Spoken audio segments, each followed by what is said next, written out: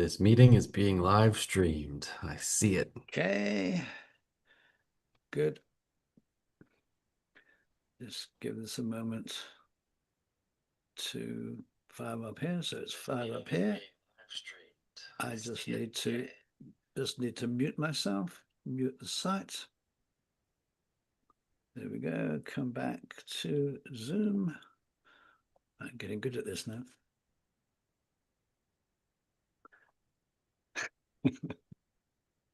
We either do a 5, 4, 3, 2, 1, and we say, hey, here we are again. Well, here we are again. 5, 4, 3, 2, 1. Hi, John. All the Welcome way from back. Texas. Yes. Where are you in Texas? Houston. Houston, Texas. Takes me back to the early moon shots and things, all early space shots. Hello, Mm. Houston, or whatever. I don't know. Isn't Houston, we have a problem? Isn't that Houston, we the have a problem. Is that it? Yeah. Mhm. Never been to Houston, I don't think. Wow. I think I'd remember. Okay. Yeah. So, what's going on in your head today around all these wonderful things, conversation leadership, knowledge management? Yeah, I didn't know. It really is. You and I talked about this for 30 seconds before. I wonder if we don't actually out loud share with the world, live stream us designing and talking and thinking through what would what would a top-notch in-person workshop regarding conversational leadership look like if you had what three to 4 days. Yep. What would you do? Obviously it would be based on conversation, but what conversations, what structure, what would you do if you had a few people together in a room to talk about conversational leadership? You and I have actually already we've run it many times before in person, once in person, many times Once in virtual. person. Yep. What would we do now? What this year? What would the next design look like? Usually you and I kind of do that behind closed doors. What if we live streamed it and Yeah. maybe Just even got some feedback? share some of our thinking. But I think you had a Um, slightly different idea for this morning for today. let's go with that. Now that you brought that up, let's go with it. Let me just say a few words. I mean, the very first one we did was at the Evertham, which is a rather interesting sort of country estate, just 5 minutes from from where I live here. And you got to know it when you lived here. Um, and so we ran it there, and then for 3, 4 years we ran it online. Then we decided we wanted to do it face to face again because that's what we're about.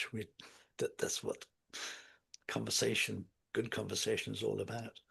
And so we wanted to do it in a similar setting, but that setting wasn't available. And I found somewhere else now that's quite close by. That's maybe not quite as grand, if you like, but it's still a pretty good venue.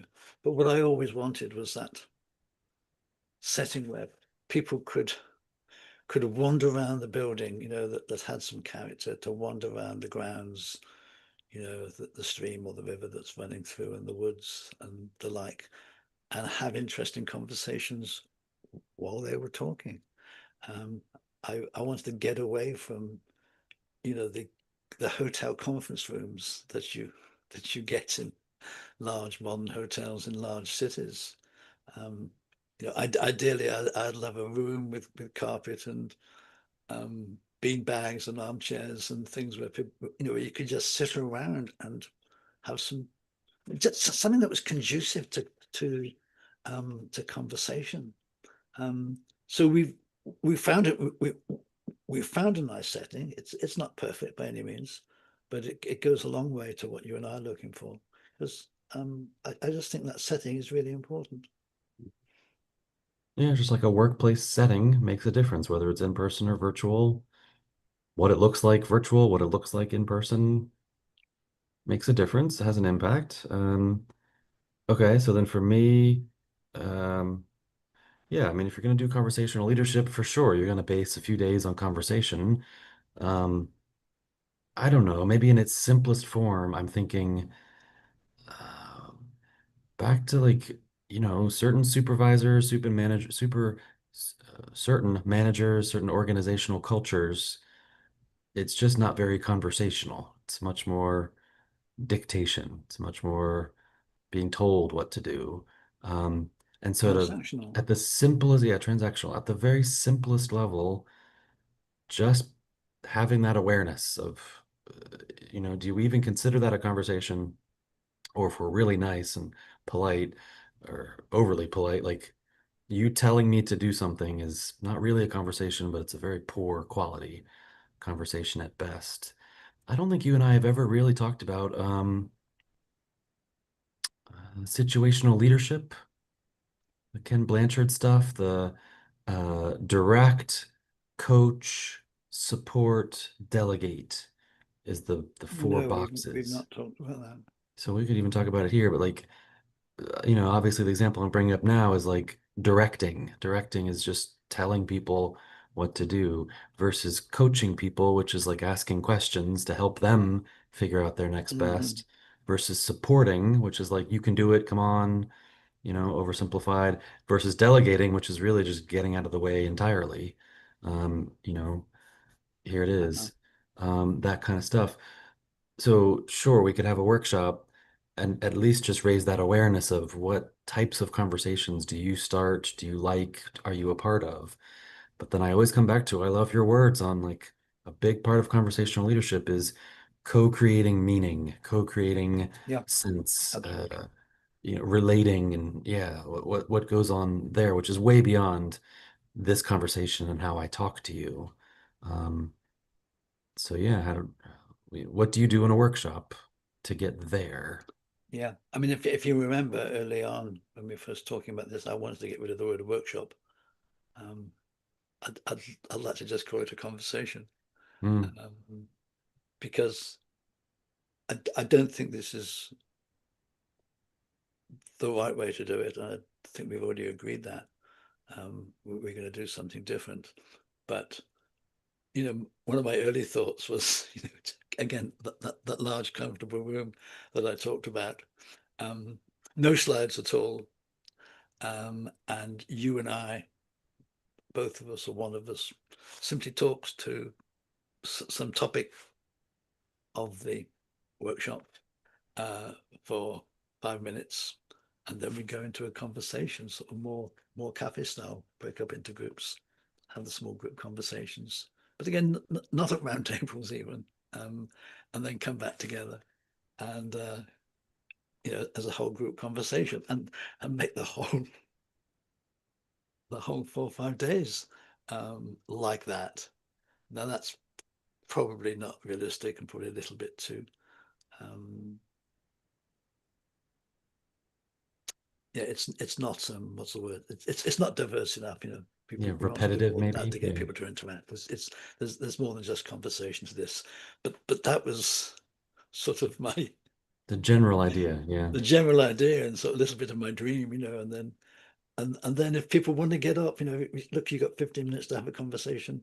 People want to get up and walk around the grounds, go and get a coffee, whatever. Just relax and have just let the conversation, yeah, as I often say, let the conversation take charge. Well, remember all the way back to that first one then. Remember we hadn't created yet any written down model or theory No, or nothing. barely even definitions. We kind Well, of this was 2019. This was something like that. Yeah, it's right six, before the 7 years pandemic. ago. Yeah. Yes. Before, yeah. And that was the main feedback from that first workshop. We did some great exercises. We really got deeper into conversation. We did Yeah. see the first ever C groups, right? Which we can talk about here too.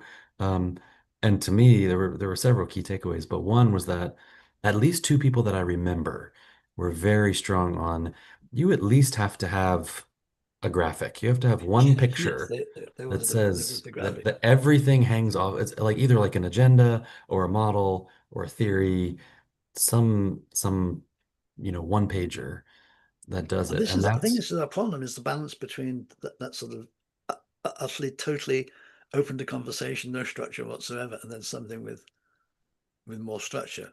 We want hmm some structure, but hmm but not a massive amount of. Hmm. structure because we want the learning to be emergent.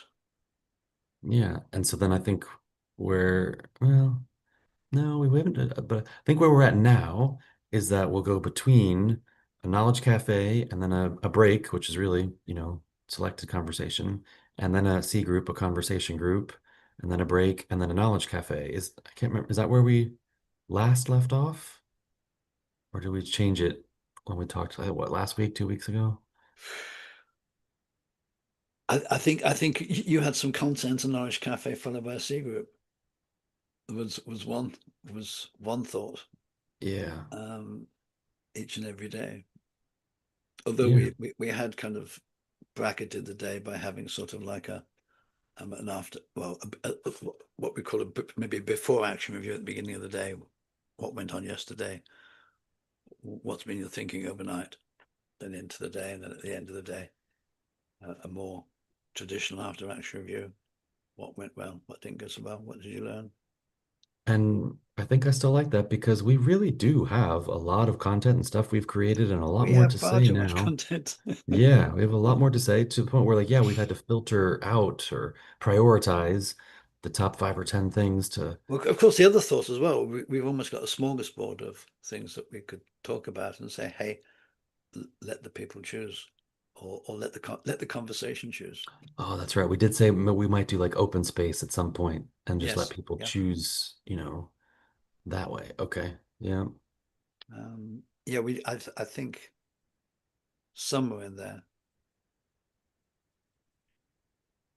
maybe the whole 4 or 5 days could be open space. But because one of the problems we've got is that there are certain things that we think in our in our wisdom, in our in our humility, we think are important, and we want to convey to people. So we don't want to give them the opportunity of deciding that's not important, and they don't want to do it, and they want to learn a whole load of tools and techniques, which is really not what it's about. Which is why we have to be so careful in all of our marketing and materials that, this is not a how to have difficult conversations. This is not how to specific conversational tools and techniques. This is Yeah, a if you look at so many other workshops out there, they're about tools and techniques for having difficult or fierce or impossible conversations. Yes, that's part of it, but it's not the heart of it. there's some discipline around the whole thing. Actually, Um, I mean, just talking about not being the heart of it just comes up with the other thing we were talking about, and that was, as you know, and I've mentioned before, I'm a big fan of Peter Block. He's a massive influence on me, and one of the things that he taught me quite early on, which, or at least made it explicit because I kind of knew it, was connection before content.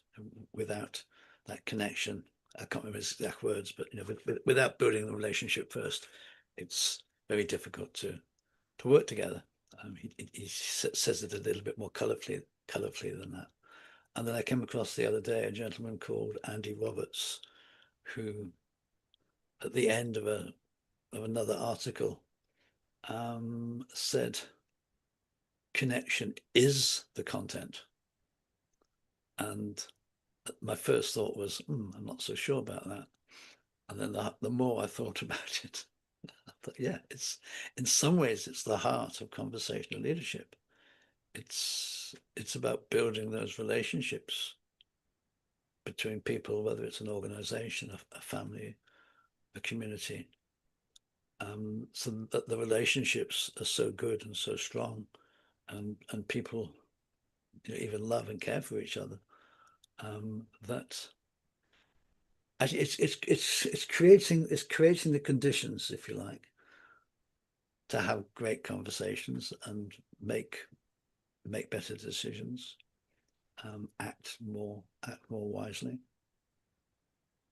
it's one of Um, the things I've researched and then learned in relationship therapy is, 1 + 1 = 3. mhm. There's my view of the world, there's your view of the world, and then there's how we relate. and it is a different thing. Like I don't own the relationship, you don't own the relationship. It is between us, It's and that it can space live. between us. Yes, Yeah, so many people talk about that. yeah. Um, And that can morph and shift, and we can both influence it, but we you can't. It's elusive. You can't quite put your finger on it either. It's an in between, and I think that's a to me, one of those models we've got is use of self and community ship.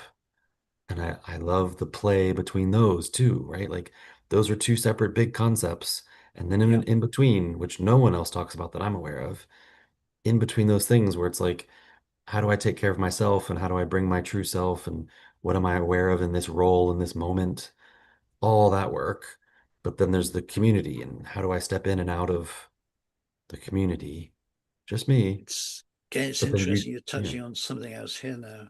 Um, I've long been aware and familiar with the work of Martin Buber and his I, thou. I thou and I it. Mhm. But I hadn't really taken the time to really read about him and understand him, and I've just started to do that. And that's because of a book.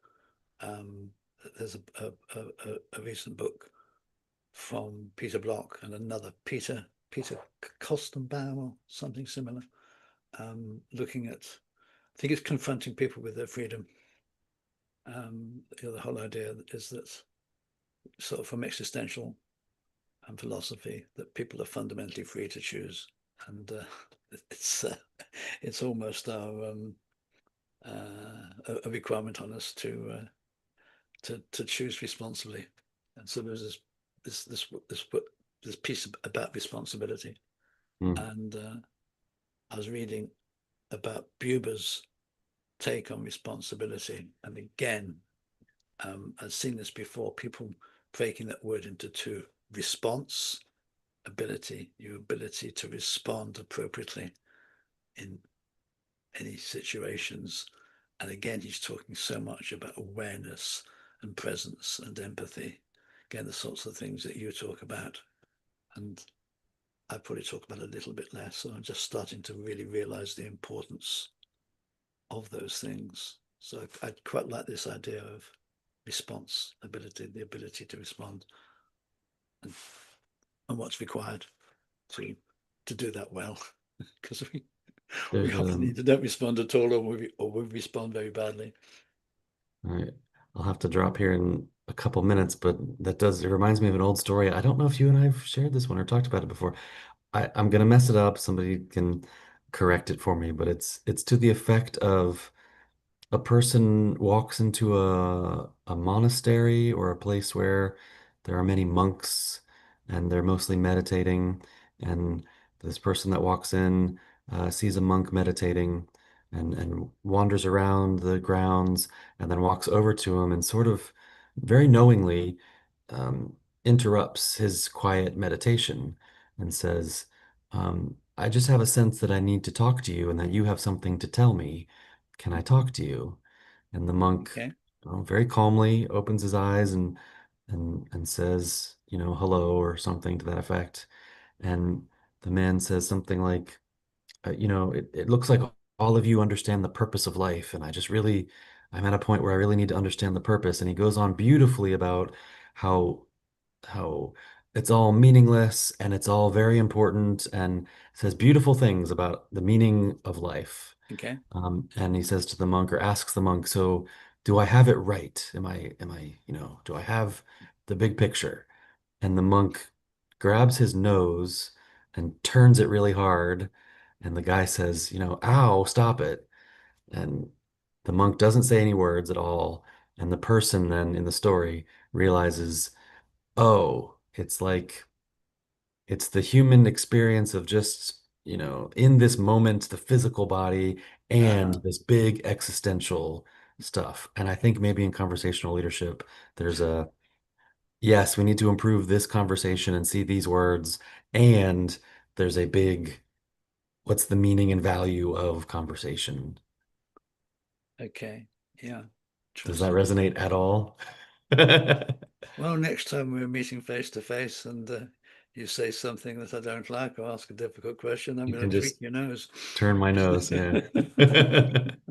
Sure. shall, shall we stop there? I think you've got a Sure. conference to get Um, to. Meeting to go to, Oh, it's a actually. Yeah. meeting, is it? Okay, Mhm. right. Let me